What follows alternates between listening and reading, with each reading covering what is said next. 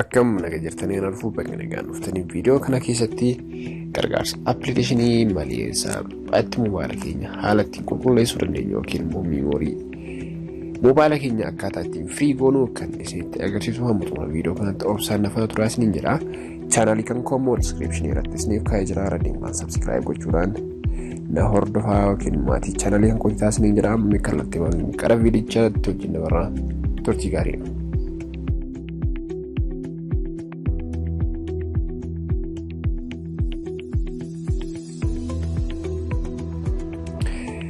Akkuma seensa irratti isiniif ibsuuf yaaletti viidiyoo kana keessatti wantoota wajjin ilaallu gargaarsa appilikeeshinii malee haala kan moobaayila keenya qulqulleessuu dandeenya kan jedhudha.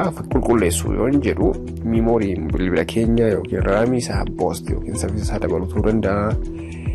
Vaayirasii garaagaraa moobaayila keenya keessaa iskaan gochuu ta'uu danda'a fi wantoota kanneen jechaadha. Amma isin agarsiisu hedduun keessa moobaayila Samsung fayyadamtanii warri moobaayila Samsung fayyadamtan wanti kun salphatti argachuu dandeettan jechuudha. Warri moobaayila biraa fayyadamtan immoo yeroo biraa gosa moobaayila biraan qabadde isinitti agarsiisa. Warri moobaayila Samsung fayyadamtan immoo jalqaba irratti seetingii banuma barbaachisa jechaadha.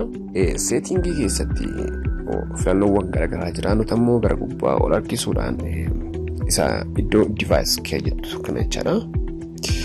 Iddoo kana irratti gadi qabna jechaadha.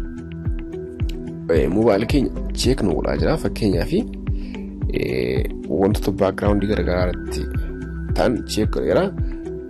Ammas keessa wantoonni garaagaraa jiranii baatirii, storage, memory, security kanneen optimize ittiin goonaa jira. Inni jalqaba fakkeenyaaf appota background irra raantaa jiran hin jiru. Isa immoo isaan immoo cufuu barbaanne ta'e immoo optimize bakka itti kan tuudha. Wantoota garaagaraa moobaayila keenya deemaa jiran salphatti nuuf optimize godhaa jira yookiin saffisaan nu dabalsan parsentii 100 optimize ta'ee jira. Egaa amma immoo baatirii moobaayila keenyaa check gochuu gaafa barbaanne iddoo baatirii kana argina. Parsentii meeqa akka hafee jiru haala kamitti fayyadamuu akka qabnu wantoota garaagaraa salphisee nuuf ka'a jechuudha. Fakkeenya iddoo kanatti gaaftuun baatirii keenya akka nu jilaalluuf optimize gochuu dandeenya yookiin immoo maximum fayyadamuu dandeenya yookiin adaptive gochuu dandeenya jechuudha. Kun filannoo keenya irratti hundaa'a jechuudha.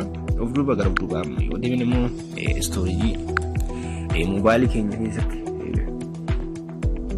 saayizii hagam hafee jiru wantoota garaagaraa salphatti agarsiisa. Memorii ammoo raamii moobaayila keenyaa jechaadha. Check nu godha fakkeenyaaf isa kana fakkeenyaaf appiiwwan anam hagammaatti itti fayyadaman turredha. Clean gaafa goonu immoo appota background irratti banamanii raamii yookiin saffisa moobaayila keenyaa nu jalaa fixaa jiran salphatti nuuf to'ata jechuudha. Inni biraa immoo securityidha. Security keessatti immoo vaayirasiin garaagaraa moobaayila keenya keessa jiraachuu fi jiraachuu dhabuusaa iddoo iskaan jettu irra tuquudhaan appota fi faayilota moobaayila keenya keessa jiru salphatti iskaan gochuudhaan moobaayila keenya vaayirasii irraa bilisa mobilisaan kan jedhu salphatti beekuu dandeenya jechuudha. Waan hordoftaniif galatoomaa chaanaliin kun description irraa linkii isaa isiniif kaa'eera. Maaf fixeen jira nagaatti.